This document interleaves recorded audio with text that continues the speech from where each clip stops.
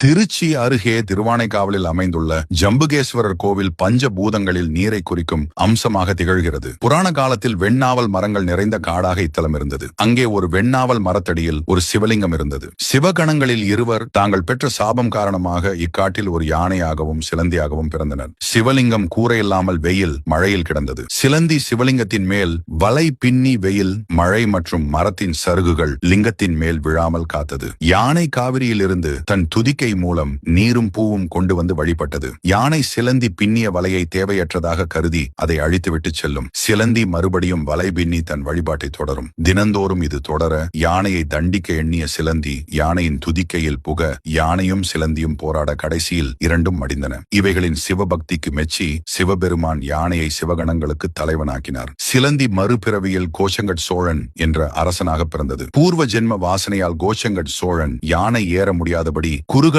படிகளை கொண்ட கட்டுமலை மீது சிவலிங்கம் ஸ்தாபித்து எழுபது கோவில்கள் கட்டினான். அவை யாவும் மாடக்கோவில் என்று அழைக்கப்படுகின்றன. கோச்சங்கட் சோழன் கட்டிய முதல் மாடக்கோவில் திருவானைக்காவில் ஜம்புகேஸ்வரர் ஆலயமாகும்.